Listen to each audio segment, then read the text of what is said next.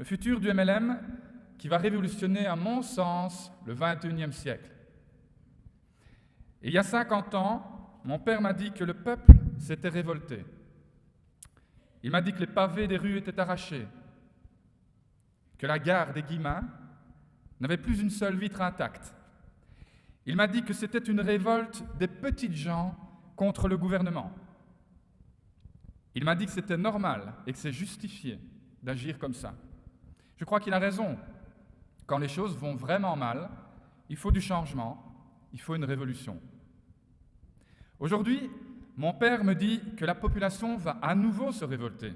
Il dit que les gens vont à nouveau descendre dans la rue. Et il a à nouveau raison, ça s'est passé il y a 2 jours à peine. Mais est-ce vraiment comparable avec ce qui s'est passé il y a un demi-siècle? La presse nous martèle de mauvaises nouvelles sans cesse. On nous dit que c'est la crise, que la vie est de plus en plus difficile et qu'il faut aller prendre aux riches. On nous dit que c'est normal. Pourtant, les galeries commerciales sont bondées et les riches n'y sont pas.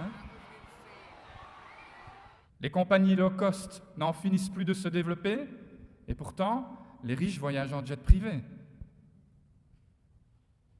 Les voitures, vous vous souvenez des voitures construites en 2004? Elles sont devenues rares aujourd'hui. Pourtant, elles avaient l'ABS, le GPS, la climatisation, le cuir ou l'alcantara, toute une série de gadgets électroniques bien utiles et fonctionnels. Et malgré tout ça, on ne trouve plus ces voitures, ou très rarement, mais on nous affirme que c'est la crise. Alors, vous posez la question, est-ce vraiment la crise? Alors oui, les gens sont frustrés, mais pas à cause d'une soi-disant crise. Ils sont frustrés parce qu'ils ne sont pas heureux. Ils sont frustrés parce qu'ils ne se sentent pas libres. Ils sont frustrés parce qu'ils pensent ne pas avoir le choix. Ils sont frustrés parce qu'ils attendent que le gouvernement résolve leurs problèmes. Mais ça, c'est un leurre. Jamais aucun gouvernement n'a résolu les problèmes personnels des gens. Jamais. Et surtout pas le gouvernement d'un président normal qui a fait sa séance de pensée positive et d'automotivation en prime time sur TF1 en répétant 15 fois « Moi, président ».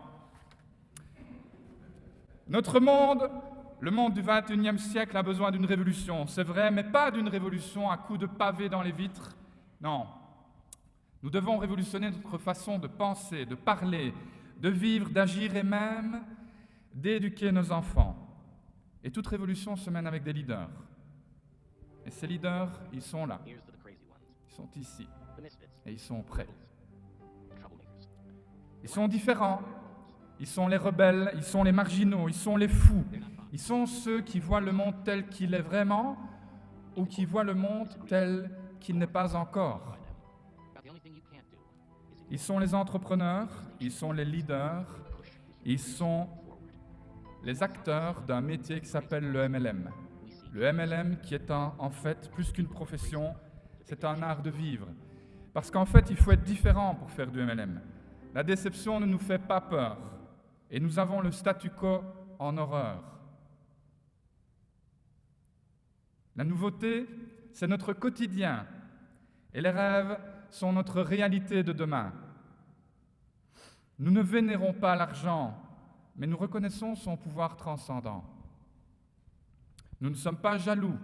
La réussite des autres a sur nous un effet galvanisant. Nos téléviseurs sont éteints et nos bibliothèques sont nos jardins. Nous faisons du MLM parce que ce n'est pas discriminatoire.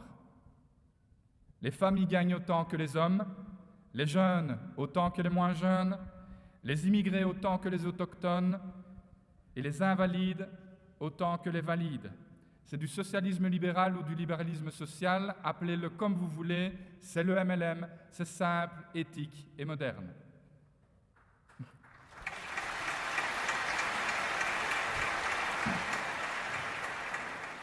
Nous nous enrichissons des différences et nous augmentons nos compétences. Mais nous avons un problème. Nous sommes incompris. Et ce problème, nous en sommes à la fois la cause et le remède. Nous devons élever la barre. Nous devons donner au MLM ses lettres de noblesse. Et c'est possible. Et nous allons y arriver. Bientôt, les économistes et les politiciens vont nous découvrir et le monde va s'étonner. Mais pour cela, nous devons nous unir et nous professionnaliser. Alors oui, nous sommes tous à bord d'un certain navire, oui, mais nous sommes tous membres de la méga flotte MLM. Ensemble, nous avons généré plus de 180 milliards de dollars de chiffre d'affaires en 2013. C'est plus que la plus grande entreprise du monde. C'est plus que l'industrie musicale, plus que Hollywood, plus que l'industrie des jeux vidéo et plus que la FIFA. En fait, c'est plus que tout ça réuni.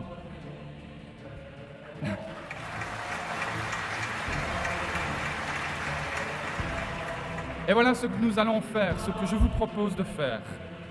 Nous allons envoyer un message au monde et nous allons viser le sommet. Nous allons créer les solutions. Nous allons nous remettre en question et nous allons nous mettre en action. Et oui, nous atteindrons le sommet. Nous n'envisageons pas d'autre alternative. C'est le sommet et uniquement le sommet. Un jour, des leaders MLM siégeront au Parlement. Nous allons au sommet. Ils peuvent se moquer de nous. Je vous pose la question, où allons-nous? Au sommet. Ils peuvent douter de nous. Je vous pose la question, où allons-nous? Ils peuvent nous prendre pour des fous. Où allons-nous? Et vous savez pourquoi nous allons au sommet? Parce que nous préférons mourir sur le flanc de la montagne en essayant et en nous battant plutôt qu'en restant dans la vallée. C'est pour ça que nous allons y arriver. Car nous allons au sommet. C'est là qu'il y a toute la place qu'on veut. Dans la vallée, c'est très encombré, mais au sommet, c'est libre. Il y a de l'air frais. Nous, on veut de l'air frais. Nous, on veut voir ce qu'on peut voir de là-haut. Et nous, on veut rire et on veut vivre. La révolution commence maintenant et aujourd'hui, ici et avec vous, parce que où allons-nous? Bravo à vous.